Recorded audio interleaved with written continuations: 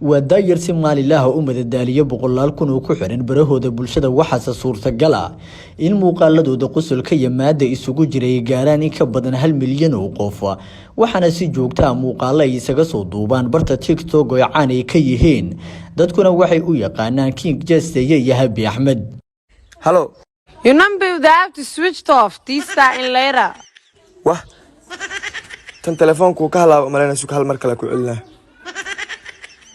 Abdullahi Ahmed Abu Bakar iyo Maryan Cabdiguli Ahmed oo loo garan og yahay Jesse iyo Happy dadku waxay ku tilmaamaan inay yihiin lamaane xiriir jacayl oo ka dhaxeeyo maadaama muuqaalada qaar ay ka soo muuqdaan iyadoo qof walba uu xiran yahay fanaanad lagu qoray magaca qofka kale taasi oo u sii dheer tahay fahanka sheekada iyo dhoola cadeynta wadajirka ah arintaas horta dad badan ku wareersan sida anaga ka aragnay fiidiyoyada aan soo dhignay commentigooda waxa aragnaa dad dhahay mar walba lamaanatiin waa isku qurux badantiin waa isku nuuraysiin just like waxa sama jiraan gabadhan garabkayga fadhiso asxaabanahay walaalanahay marka waa kaasa only friends okay sanadiga baray ku jirtay barta TikTok Happy Ahmed ayaa sheegtay in ujeedka ugu weyn ee u soo gashay aaladan ay tahay in dadku ay ku madadaaliso maadaama ay markii hore muuqaalo kooban ay ku soo duubi jirtay barta Facebook balse hadda waxa uu sii dheer in dhaqaale ay ka sameeyay aaladan iyo sidoo kale dhiirigelin ay ka heshay Master Jesse walaa horta TikTok waa la isticmaalaa dadka badanaa siyaabo nooc kale oo isticmaalaan laakiin aan waxa u isticmaalaa in dadka ka qosliyo oo u soo bandhigo waxyaabo ay farxad gelinayo markii hore heesaa duubi jiray laakiin muhiim zaid uma ahan laakiin saaxiibkay ugu dhiirigeliyay inaan zaid u duubo oo wax badan aan ku raadsado ani waxa u soo galay markii hore inaan magac ka sameeyo laakiin hadii lacag laga helaayna waxa ku diidaa muddo kooban ay joogaan magaalada Beledweyne Abdullahi Ahmed Abu Bakar iyo Maryan Cabdiguli Ahmed waxa ay aalada TikTok ay ku soo bandhigeen muuqaalo kooban oo xiiso leh waxaana ay ka waramayaan ujeedka safarkooda Beledweyne mar hore jeclaa inaan imaado Beledweyne laakiin waqtiga ii diiday maadaama aan rabay marka Beledweyne inaan horumar fiican TikTok ka sameeyo maadaama asaas ay tahay waxa ku qasban tahay meesha joogtid inaa waqti badan aad joogtid marka horumar badan aad sameeysid ka bacdi aad joog soo bedelatid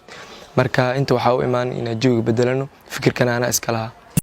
bishaaro macamiil ma doonaysaa inaad hesho dhammaan adeegyada shirkadda isgaarsiinta Somtel adigoo isticmaalaya mobilkaaga simikaar la'aan habraaca isdiiwaangelinta fudud ee adeegga eSIM si aad u furato adeegga eSIM haddii aad isticmaalayso Samsung ugu horeyntii gal settingka mobilkaaga kadibna dooro simikaar manager sidoo kale dooro add mobile plan ku iskaan garee QR code-ka ku gaarka ah ee ku soo dirtay shirkadda isgaarsiinta Somtel ugu dambeyn intii confirm garee hambalyo waad ku guuleysatay isdiiwaangelinta adeegga eSIM ee shirkadda isgaarsiinta Somtel si aad u furato adeegga eSIM haddii aad isticmaalayso iPhone ugu horeyntii gal settingka mobilkaaga kadibna dooro Cellular sidoo kale dooro add Cellular plan ku aadi QR code-ka ku gaarka ah ee ku soo dirtay shirkadda isgaarsiinta Somtel ugu dambeyntii confirm garee hambalyo waad ku guuleysatay isdiiwaangelinta adeegga eSIM fiiro gaar ah horeyntii hubi inaad haysato internet ka hor inta aadan gudagelin habraaca isdiiwaangelinta fudud ee adeegga eSIM